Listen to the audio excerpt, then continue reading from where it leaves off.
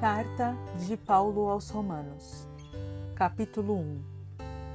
Paulo defende seu apostolado. Paulo, servo de Cristo Jesus, chamado para ser apóstolo, separado para o Evangelho de Deus, o qual foi prometido por ele de antemão por meio dos seus profetas nas Escrituras Sagradas, acerca de seu filho, que como homem era descendente de Davi, e que mediante o Espírito de Santidade foi declarado Filho de Deus com poder, pela sua ressurreição dentre os mortos, Jesus Cristo, nosso Senhor. Por meio dele e por causa do seu nome recebemos graça e apostolado, para chamar dentre todas as nações um povo para a obediência que vem pela fé. E vocês estão entre os chamados para pertencerem a Jesus Cristo. A todos os que em Roma são amados de Deus e chamados para serem santos. A vocês, graça e paz da parte de Deus nosso Pai e do Senhor Jesus Cristo. Paulo anseia visitar a igreja em Roma. Antes de tudo, sou grato a meu Deus, mediante Jesus Cristo, por todos vocês, porque em todo o mundo está sendo anunciada a fé que vocês têm. Deus, a quem sirvo de todo o coração, pregando o Evangelho de seu Filho, é minha testemunha de como sempre me lembro de vocês, em minhas orações.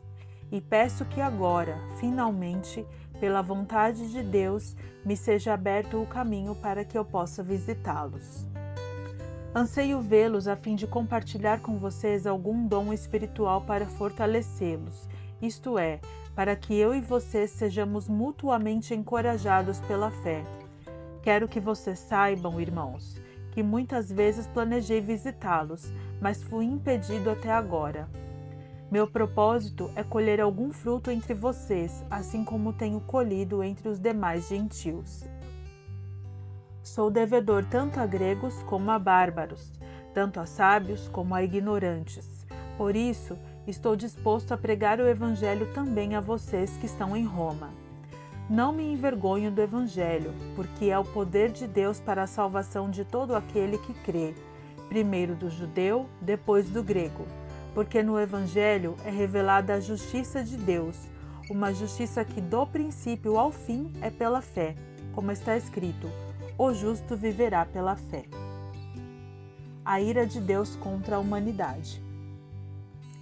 Portanto, a ira de Deus é revelada dos céus contra toda a impiedade e injustiça dos homens, que suprimem a verdade pela injustiça. Pois o que de Deus se pode conhecer é manifesto entre eles, porque Deus lhes manifestou. Pois desde a criação do mundo, os atributos invisíveis de Deus, seu eterno poder e sua natureza divina, têm sido vistos claramente, sendo compreendidos por meio das coisas criadas, de forma que tais homens são indesculpáveis. Porque tendo conhecido a Deus, não o glorificaram como Deus, nem lhe renderam graças, mas os seus pensamentos tornaram-se fúteis e o coração insensato deles obscureceu-se. Dizendo-se sábios, tornaram-se loucos, e trocaram a glória do Deus imortal por imagens feitas segundo a semelhança do homem mortal, bem como de pássaros, quadrúpedes e répteis.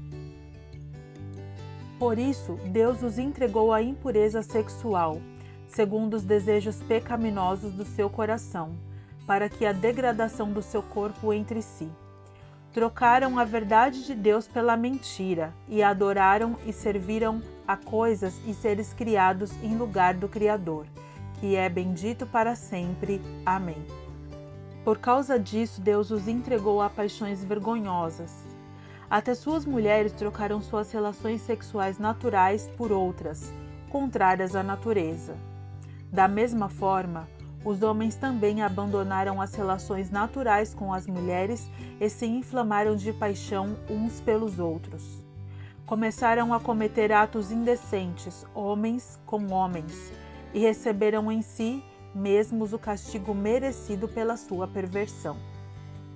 Além do mais, visto que desprezaram o conhecimento de Deus, ele os entregou a uma disposição mental reprovável para praticarem o que não deviam. Tornaram-se cheios de toda sorte de injustiça, maldade, ganância e depravação. Estão cheios de inveja, homicídio, rivalidades, engano e malícia.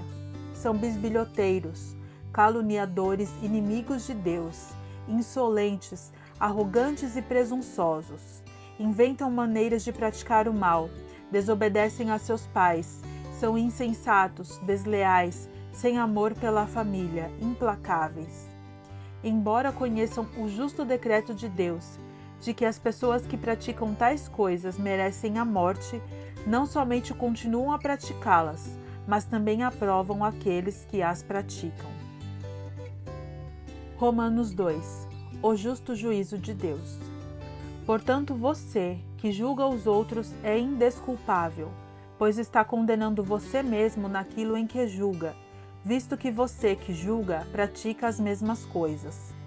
Sabemos que o juízo de Deus contra os que praticam tais coisas é conforme a verdade. Assim, quando você, um simples homem, os julga, mas pratica as mesmas coisas, pensa que escapará do juízo de Deus? Ou será que você despreza as riquezas de sua bondade, tolerância e paciência, não reconhecendo que a bondade de Deus os leva ao arrependimento? Contudo, por causa da sua teimosia e do seu coração obstinado, você está acumulando ira contra você mesmo, para o dia da ira de Deus, quando se revelará o seu justo julgamento. Deus retribuirá a cada um conforme o seu procedimento. Ele dará vida eterna aos que, persistindo em fazer o bem, buscam glória, honra e imortalidade. Mas haverá ira e indignação para os que são egoístas, que rejeitam a verdade e seguem a injustiça. Haverá tribulação e angústia para todo ser humano que pratica o mal, primeiro para o judeu, depois para o grego. Mas glória, honra e paz para todo o que pratica o bem, primeiro para o judeu, depois para o grego. Pois em Deus não há parcialidade. Todo aquele que pecar sem a lei também perecerá. E todo aquele que pecar sob a lei, pela lei será julgado. Porque não são os que ouvem a lei que são justos aos olhos de Deus, mas os que obedecem à lei. Estes serão declarados justos. De fato, quando os gentios que não têm a lei praticam naturalmente o que ela ordena, tornam-se lei para si mesmos, embora não possuam a lei. Pois mostram que as exigências da lei estão gravadas em seu coração. Disso dão testemunho também a sua consciência e os pensamentos deles, ora acusando-os, ora defendendo-os. Isso tudo se verá no dia em que Deus julgar os segredos dos homens, mediante Jesus Cristo, conforme o declara o meu Evangelho. Os judeus e a lei. Ora, você leva o nome de judeu, apoia-se na lei e orgulha-se de Deus. Você conhece a vontade de Deus e aprova o que é superior, porque é instruído pela lei. Você está convencido de que é guia de cegos, luz para os que estão em trevas, instrutor de insensatos, mestre de crianças, porque tem na lei a expressão do conhecimento e da verdade. E então, você que ensina os outros, não ensina a você mesmo? Você que prega contra o furto, furta? Você que diz que não se deve adulterar, adultera? Você que detesta ídolos, rouba-lhes os templos? Você que se orgulha da lei, desonra a Deus, desobedecendo a lei? Pois, como está escrito, o nome de Deus é blasfemado entre os gentios por causa de vocês. A circuncisão tem valor se você obedece à lei, mas se você desobedece à lei, a sua circuncisão já se tornou incircuncisão. Se aqueles que não são circuncidados obedecem aos preceitos da lei, não serão eles considerados circuncidados? Aquele que não é circuncidado fisicamente, mas obedece à lei, condenará você, que tendo a lei escrita e a circuncisão é transgressor da lei. Não é judeu quem o é apenas exteriormente, nem é circuncisão a que é meramente exterior e física. Não, judeu é quem o é interiormente, e circuncisão é a operada no coração, pelo Espírito, e não pela lei escrita. Para estes, o louvor não provém dos homens, mas de Deus.